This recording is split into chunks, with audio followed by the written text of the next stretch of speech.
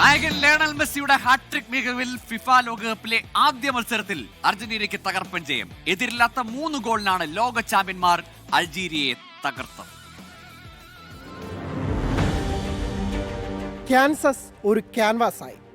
അവിടെ Lionel Messi എന്ന കാൽപന്ത് കളിയുടെ പിക്കാസോ ട്രിയോണ്ട കൊണ്ടൊരു അനുപമ സുന്ദരമായൊരു ചിത്രം വരച്ചിട്ടു. ഫുട്ബോളിനെ പ്രണയിക്കുന്നവർക്ക് മതിമറന്ന് ആസ്വദിക്കാൻ ഒരു ചിത്രം.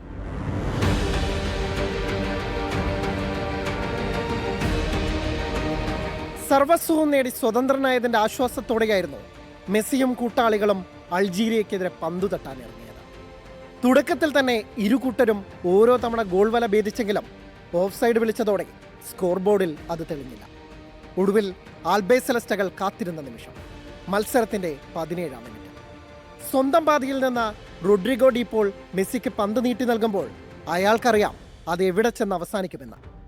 മനോഹരമായ ഒരു ഫസ്റ്റ് ടച്ചുമായി മെസ്സി പന്തിനെ വരുതിയിലാക്കി 2-3 ടച്ച് കൊണ്ട് മെരുക്കിയെടുത്തു.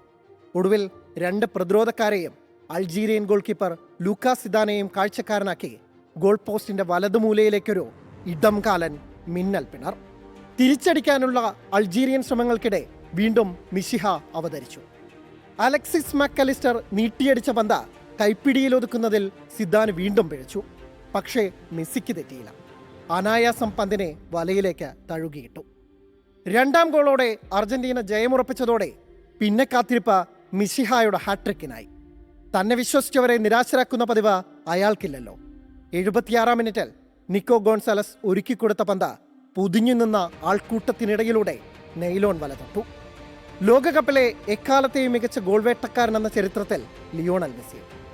അടുത്ത തിങ്കളാഴ്ച ഓസ്ട്രിയക്കെതിരെയാണ് അർജന്റീനയുടെ അടുത്ത അംഗം. അവസാന ലോകകപ്പ് അങ്ങ് വെറുതെ കളിച്ചു പോകാനല്ലെന്ന സൂചന മെസ്സി നൽകിക്കഴിഞ്ഞു. എതിരാളികൾ കരുതിയിരുന്നോളൂ. Anil Vasudev, sports desk, 24.